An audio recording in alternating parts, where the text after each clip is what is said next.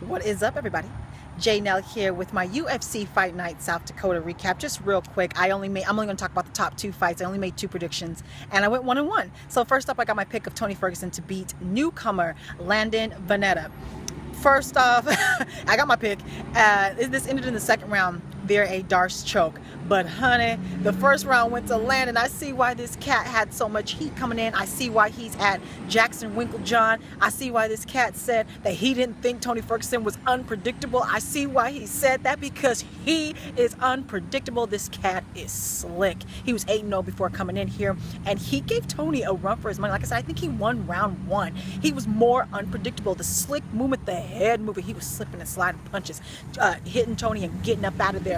Punches coming from crazy angles, unpredictable kicks, had his hands down, had some swag about him, telling him, come on, landed a Tony Ferguson actually hit him a couple times in the face. They were kind of holding each other's head, and then he had Tony Ferguson's head and came up with the kick, and actually the knee landed to Tony Ferguson. He actually knocked Tony Ferguson down in that first round towards the end. Otherwise, that first round could have gone either way, because they were both tagging and missing, because like I said, I think this guy caught everyone off guard, including Tony Ferguson. Tony Ferguson had to actually become less unpredictable. He had to go back to basics. He had to work his jab. That was pretty much the only thing working, so he had to set that jab up, work behind the jab, work in front of the jab. Everything was kind of surrounded by that, because that's what was really connecting for him, and he had to switch his game plan up and really make adjustments in that second round. In the second round, he did.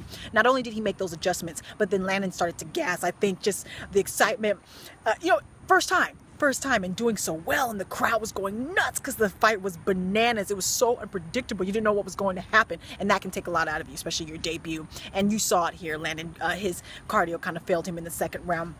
He was still unpredictable, still had his hands down. Till tell him to come on, and tell him to come on with his hands down. Tony hits him twice in the face unblocked, tells him to come on again. Tony, Superman punch off the cage, clock, he just took it, pow. And new fan. New Veneta, you got a new fan in me, honey. I'm with you. Afterwards, in a purple suit, purple on purple, purple shirt. I like this cat. I like this cat already. And you know that Tony Ferguson's my boy. I was nervous. I was like, this cat's gonna come in and derail Tony Ferguson's title shot. Oh no, because he had, it's his 8 wins in a row now. Tony deserves a title shot. Yes, he deserves it over Nurmagomedov. I understand Nurmagomedov has more wins in a row, but he's been gone for like 2 years, and that last victory was against someone who was quite frankly not the kind of eyes that Landon has, not the type of skill that we saw from Landon, and Landon's gonna be just fine in this lightweight division. So let me move on. Who do you think should be next for Tony Ferguson? Do you think he's earned that title shot? Do you think he should fight Nurmagomedov? I wouldn't mind that.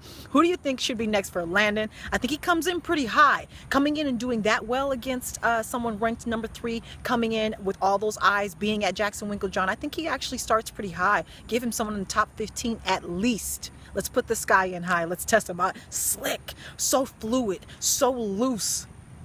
I like this cat. Now, moving on to the main event. I did not get this pick. I chose Michael MacDonald to beat John Lineker. He did not. I knew this fight would be close. And even in my 15-second prediction video about this, which is where I did the prediction, so you got to follow me on Twitter and Instagram to get those. Even in my 15 seconds, I said, Michael, you got to use your length on this one. Fight him from the outside. If you do go on the inside, pick and choose your shots, dart in and out. I even said that, got all that in the 15 seconds. He did not do that. He got KO'd in the first round. He got knocked down 3 times in the first round. This was a chaotic fight. They were going at it. Got up. The first knockdown was against the cage, and then of course Lineker swarmed in his way. He's not out of control when he swarms. Swarmed. Michael's head was boot bopping against the ground. He stood up, managed to go across the cage. Lineker followed him across the cage, knocked him down twice in a row again. The second knockdown was from there was two-piece, one to the body, then he came up with the left to the right, which knocked him down, swarmed him ground and pound. I think he might even knocked him out on the ground. This may not have been TKO, might have been a KO. The power on Lineker. I have to remind myself, this is just 135 pounds. My goodness. And I have to give credit to Michael Bisping and Rashad Evans for giving one of the best breakdowns I've seen. They really broke down how well Lineker works within the pocket. You think he just brawls when he gets in there close. He does not. He is very technical within the pocket. I catch that breakdown. They broke it down how, the wind-up shot was to the body, then he plants on the other leg and comes back in, talks about his technicality within the pocket, how Michael MacDonald should have never stayed that close, should have never had his back up against the cage, how he should have covered up and then sidestepped his way up out of there. They really did a great great job of breakdowning how technical Lineker is in the pocket, because I didn't even see how technical he was. So they kind of, I learned something from their breakdown. So check that out.